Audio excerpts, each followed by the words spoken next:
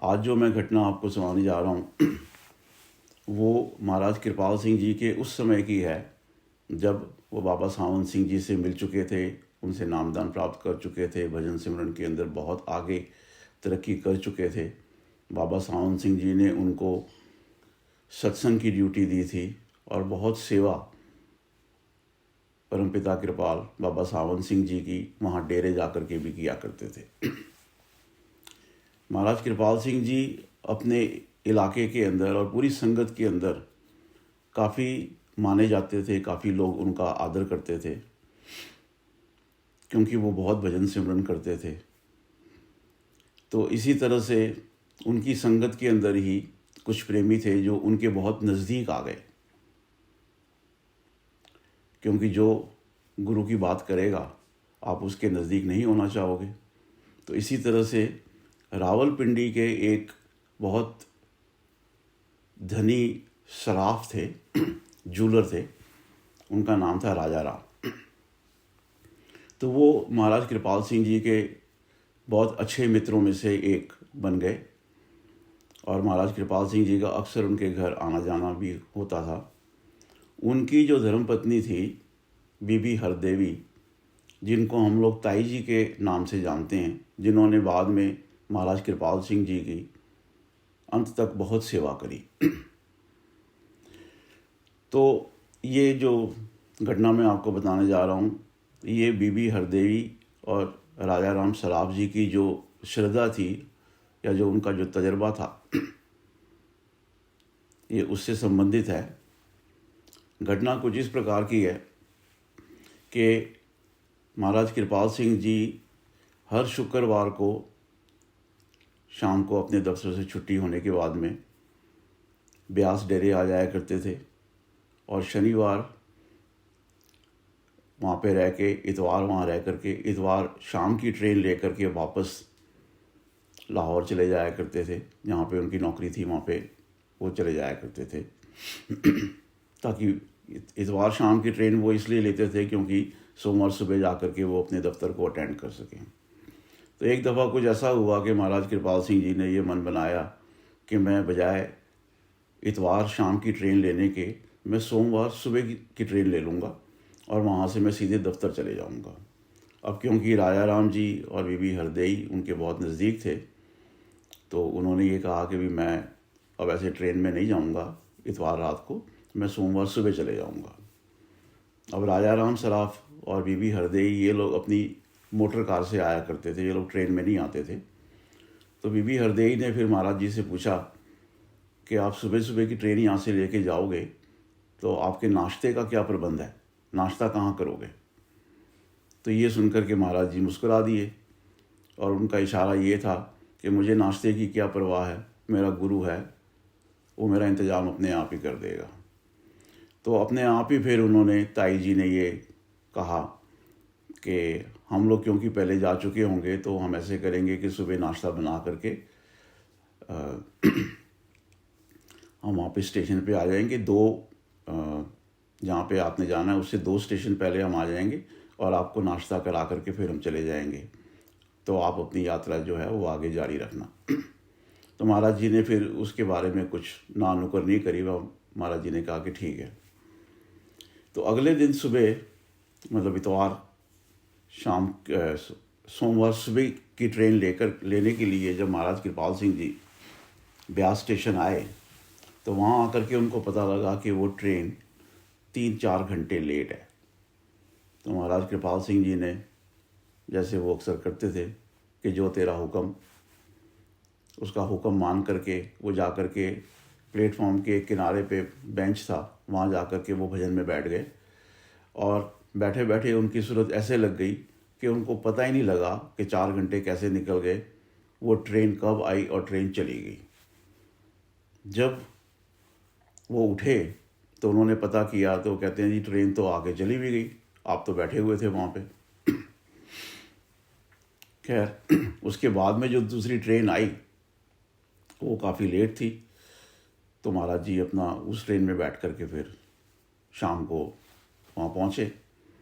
उससे पहले क्या हुआ कि वहाँ पे ताई जी ने सुबह उठ कर के अपना नाश्ता बनाया और जैसा कि उन्होंने महाराज जी को कहा था उसके हिसाब से वो 2 स्टेशन पहले पहुंच गए और उन्होंने नौकर को कहा कि जाओ जाके पता करो कि महाराज जी कौन से कंपार्टमेंट में हैं। तो उसने जा कर के पता किया तो देखा कि महाराज जी वहाँ पे एक कंपार्टमेंट में बैठे हुए हैं और भी संगत वहाँ पे बैठी हुई है। तो उसने आके बताया तो ये लोग गए और जा कर के इन्होंने महाराज जी को नाश्ता कराया और महाराज जी वो नाश्ता करके बड़ा खुश हुए और उनका धन्यवाद किया और बाद में ये लोग अपने घर चले गए। तो ये तो एक सीन ये बना कि महाराज जी ने ट्रेन के अंदर निर्धारित समय के अनुसार ही अपना नाश्ता किया। लेकिन दूसरी तरफ ये था कि महाराज जी वहाँ स्टेशन पे बैठे रहे, ट्रेन आके चली गई, वो ट्रेन मिस हो गई। उसके बाद दूसरी ट्रेन लेकर के शाम को महाराज जी जब पहुँचे तो वो सीधे ही उनके ताई जी के घर गए।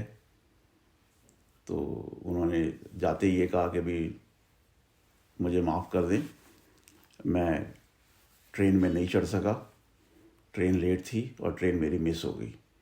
तो ये सुनकर के ताई जी और राजा राम जी बहुत हैरान हो गए कि आप ये क्या बात कर रहे हो, आप तो ट्रेन में थे, हम खुद वहाँ आए हैं, हमने आपको नाश्ता कराया है, आपने हमारा धन्यवाद किया है और आप आगे चले गए।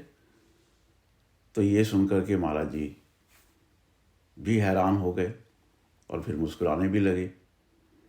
तो फिर महाराज जी ने उनको कहा कि चलो कोई बात नहीं, आपके घर में कोई ऐसा कमरा है जहाँ पे मैं बैठ के थोड़ा आराम कर सकूं।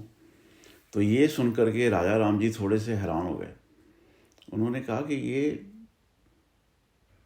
कृपाल है, ये कौन है ये, क्योंकि ऐसी बात तो इन्होंने कभी करी नहीं। तो जब महाराज जी ने उनको बताया कि मेरी तो ट्रेन मिस हो गई, तो उनके दिल में आया कि भाई ये कोई और कृपाल है, ये वो बंदा नहीं है जिसको हमने नाश्ता कराया था।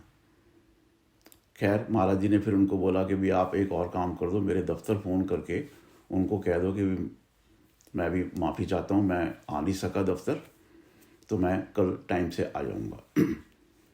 तो जब राजा राम जी ने महाराज कृपाल सिंह जी के दफ्तर फ़ोन किया तो वो कहते हैं आप क्या बात कर रहे हो, कृपाल सिंह जी तो अभी 2 मिनट पहले यहाँ से गए हैं, वो तो सुबह सबसे पहले यहाँ आ गए थे, सारा दिन उन्होंने अपना काम किया है और अब तो 2 मिनट पहले वो छुट्टी करके चले भी गए। तो ये सुन करके राजा राम जी तो बहुत ही ज़्यादा आश्चर्यचकित हो गए। तो उन्होंने फिर जब महाराज जी को ये बोला तो फिर महाराज जी ने उनको ये कहा कि जब आप गुरु के काम में बैठते हो तो गुरु जहाँ आपका दुनियावी काम होता है वहाँ आपका रूप धारण करके भी आपकी जिम्मेदारियों को पूरा करता है। क्योंकि जो गुरु होता है वो किसी एक जगह से नहीं बंधा होता, गुरु एक देशी होता है और सर्वदेशी भी होता है। एक समय पर गुरु यहाँ भी हो सकता है, कहीं और भी हो सकता है। वो जिस सेवक के अंदर उसकी याद है, उसकी चाहत है, उसकी भक्ति भाव है, गुरु उसका रूप धारण करके भी उसके सारे काम अपने आप खड़े होके वो पूरे करता है। तो ये एक घटना थी। बाबा जी ने भी इसका कई दफ़ा जिक्र किया। बाबा जी ने कभी अपने बारे में नहीं कहा कि उन्होंने कैसे खुद प्रकट होके अलग अलग जगह पर कैसे कैसे टूटे हुए दिलों को सहारा दिया है, कैसे कैसे लोगों के बिगड़े कामों को बनाया है। लेकिन हम सब लोग बहुत सारी घटनाओं को जानते हैं। 1984 में जब दंगे हुए उस समय बहुत सारी ऐसी घटनाएं हुई।